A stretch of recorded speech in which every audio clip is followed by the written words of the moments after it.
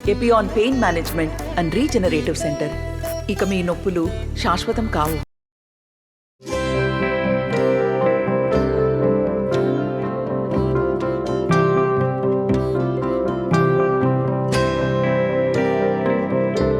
ప్రేక్షకులందరికీ కూడా శ్రీరామ నవమి శుభాకాంక్షలు.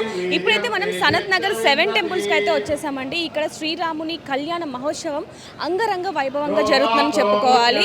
ఇక్కడ మనం చూస్తున్నట్టయితే ఇప్పుడే పల్లకిలో సీతమ్మ తల్లి రావడం జరిగింది. పీటల మీదకి అలంకరణ కూడా జరుగుతూ ఉంది. ఇప్పుడు మనం వెళ్ళి ఆ దృశ్యాలన్నీ చూస్తూ ఉందాం. అలాగే అక్కడ కొంతమంది ఎవరైతే పండితులు ఉన్నారో పూజారులు ఉన్నారో వాళ్ళతో కూడా మాట్లాడే ప్రయత్నం చేద్దాం. శ్రీరాముని కళ్యాణ మహోత్సవం ఏ విధంగా జరుగుతుంది ఏంటనేది ఇప్పుడు మనం తెలుసుకుందాం. ఇప్పుడే ఇక్కడ అలంకరణ కూడా జరిగింది.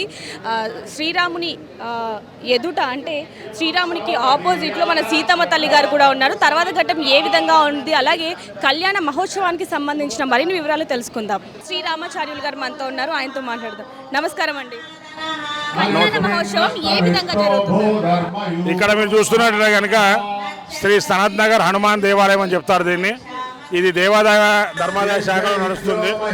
ఈ దేవాలయము ఇక్కడ నిర్మితమై 75 సంవత్సరాలు పూర్తిగా వస్తుంది. ఈ 75 సంవత్సరాల నుంచి కూడా ఈ సనత్ నగర్ కాలనీ అసోసియేషన్ వాళ్ళు కానీ, ఆస్బెస్టాస్ కంపెనీ వాళ్ళు కానివ్వండి, సనత్ నగర్లో ఉన్నటువంటి లోకల్ డివోటీస్ కానివ్వండి, అదేవిధంగా జగ్ కాలనీకి సంబంధించిన వాళ్ళు కానివ్వండి, వీళ్ళందరూ కూడా ఇక్కడ ప్రతి సంవత్సరం కూడా శ్రీరామనవమి కళ్యాణోత్సవ కార్యక్రమాన్ని ఒక పెద్ద పండుగలాగా చాలా బ్రహ్మాండంగా నిర్వహిస్తుంటాం. ఈ యొక్క మీరు చూస్తున్నట్లయితే కనుక ఒక 10,000 మంది భక్తులు ఈ రోజున ఈ యొక్క కళ్యాణోత్సవ కార్యక్రమంలో పాల్గొంటారు. ప్రతి సంవత్సరం కూడా ఒక 10,000 నుంచి 15,000 మంది భక్తులు ఈ యొక్క కళ్యాణోత్సవ కార్యక్రమంలో పాల్గొని ఆ స్వామివారి కళ్యాణోత్సవ కార్యక్రమాన్ని తిలకించి అన్నప్రసాదాన్ని స్వీకరిస్తారు. అటువంటి చరిత్ర కలిగినటువంటి దేవాలయం శ్రీ హనుమాన్ దేవాలయం. ఈ హనుమాన్ దేవాలయంలో సంవత్సరంలో చాలా విశేషంగా నిర్వహించేటువంటి కళ్యాణం శ్రీరామ కళ్యాణం.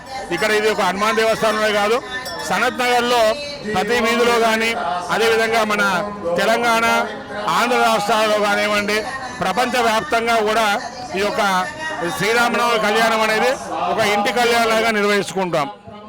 నిజానికి చెప్పాలంటే గురుగారు, చాలా మంది అంటే శ్రీరాముని కళ్యాణం వారి చేతుల మీదుగా జరిపించడానికి ప్రతి ఒక్క భక్తులు కూడా వస్తూ ఉంటారు.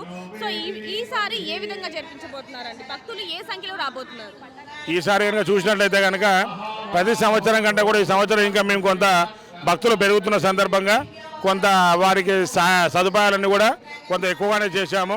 ప్రతి వాళ్ళు కూర్చోవడానికి కావలసినటువంటి చక్కటి ఆ కూర్చునేటువంటి స్థలము, వారికి వచ్చిన తర్వాత ఇబ్బంది లేకుండా వలప పానకము, వాళ్ళకు తాగడానికి మంచినీరు, వారు సేద తీరడానికి ఒక స్థలం కావచ్చు, అదేవిధంగా కళ్యాణాన్ని తిలకించడానికి LED స్క్రీన్లు ఇవన్నీ కూడా ఈ రోజున మన కళావేదికలో ఏర్పాటు చేయడం జరిగింది. ఏవైతే తలంబ్రాలు ఉంటాయో శ్రీరాముడికి అలాగే సీతమ్మ తల్లికి వేసే తలంబ్రాలని భక్తులందరికీ కూడా పంచడం జరుగుతుంది. దాని వెనకాల ఉన్న కథ ఏంటి గురుగారు? ఈ యొక్క శ్రీరామ కళ్యాణంలో ప్రత్యేకంగా తలంబ్రాల గురించి చెప్పుకుంటాము. దానిలో ముత్యాల తలంబ్రాలను విశేషంగా చెప్పుకుంటాం.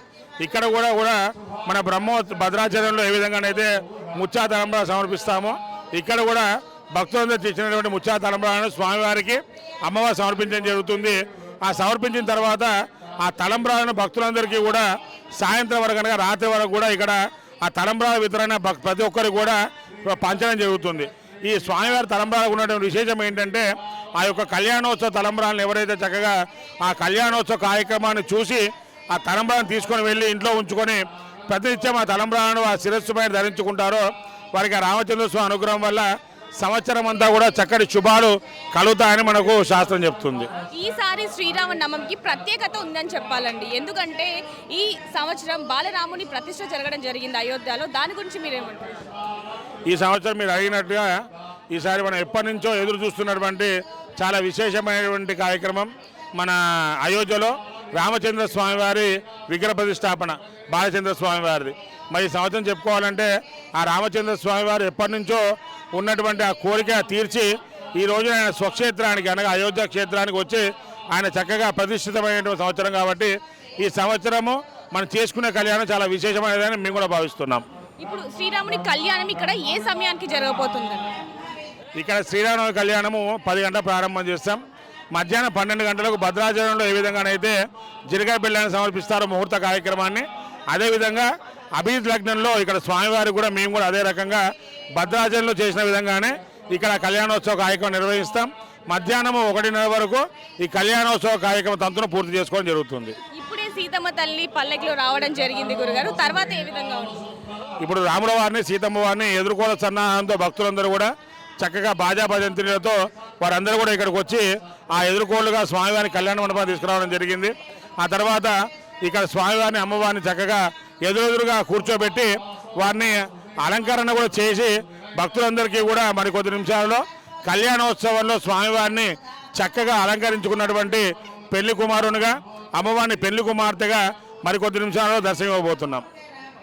థ్యాంక్ యూ గురుగారు, థ్యాంక్ యూ అండి. ఏ విధంగా జరుగుతుందండి?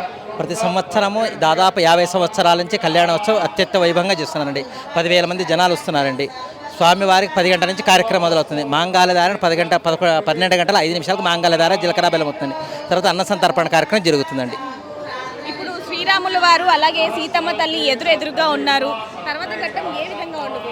అంటే గణపతి పూజ పుణ్యాహచనం చేసిన తర్వాత స్వామివారు మధుపర్కాలు ఇచ్చిన తర్వాత కంకణాధారణ చేసిన తర్వాత జీలకర్ర బెల్లం మాంగళధారణ అక్షతారోపణ జరుగుతుంది. తర్వాత తదనంతరం స్వామివారికి మహానైవేద్యం చేసి అన్నదాన ప్రసాదం మొదలు పెడతారండి. ఏ విధంగా అయితే మానవుల కళ్యాణం జరుగుతుందో అంతకంటే గొప్పగా శ్రీరాముని పెళ్లి కళ్యాణం జరగబోతుందని చెప్పొచ్చు. దాని గురించి మీరు మాట్లాడండి.